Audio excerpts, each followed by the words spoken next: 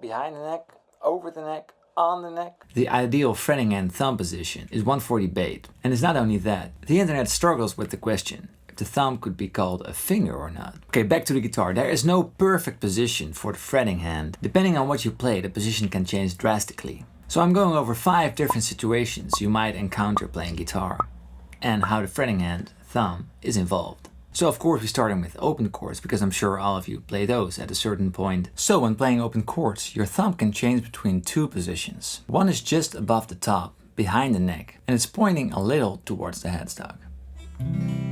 This angle makes it way more comfortable. Now we've got a lot of space between the neck and our hand, giving our fingers a lot of freedom.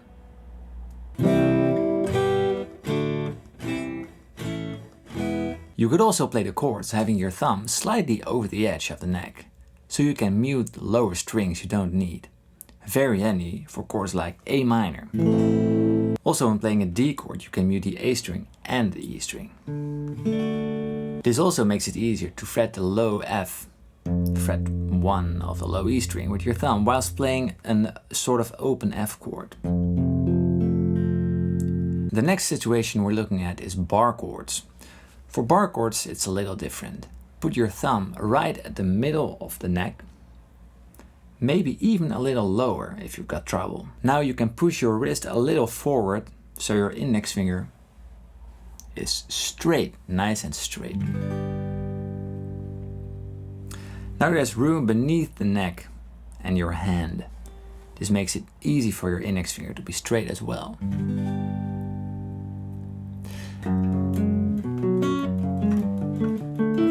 So if you're having trouble playing stretches,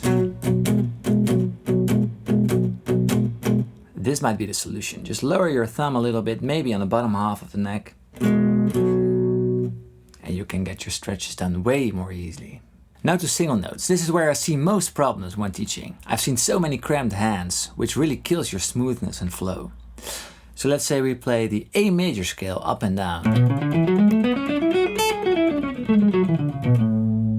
I've got my thumb right between my middle finger and index finger, talking horizontally right now. Vertically, my thumb is just above the center of the neck. When playing the scale up and down, I do not move my thumb along the neck. It stays there.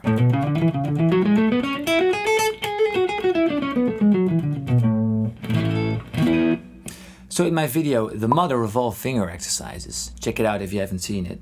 I'm using this technique as well. It is way harder, if not impossible, playing that exercise like this. So the next situation. When playing heavier stuff for your fingers like bending, sliding, double stops, you should have your thumb over the edge of the guitar to make bending easier. For instance, my 12-bar blues video where I play licks between chords uses this technique.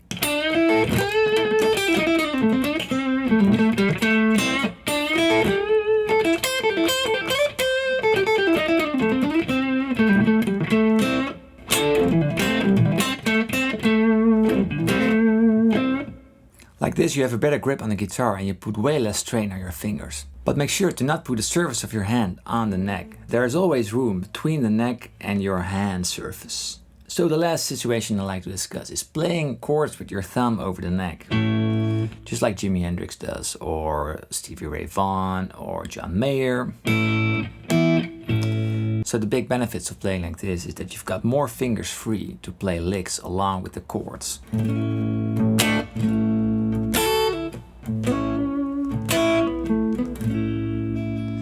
So your thumb is just over the edge and you bend the tip of your thumb so that you are fretting the 5th fret in this case of the low E string.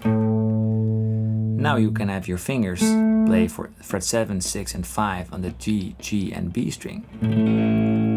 I also mute the A string with the tip of my thumb as well as with my ring finger, so a double safety. For this goes the saying that your hand should not be on the guitar itself.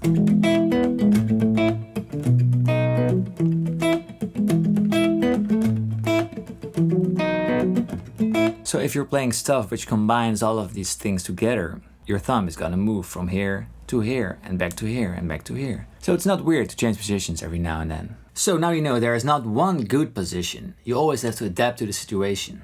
And one side note, everyone's hand is different. The most important thing is that it should feel comfortable and relaxed. Maybe changing and learning a new position can feel awkward, but it should never add more strain or stress to your fingers or hand. Good luck, and I hope the technique will not stand in the way of what you want to do. Cheers, have a nice day. Goodbye.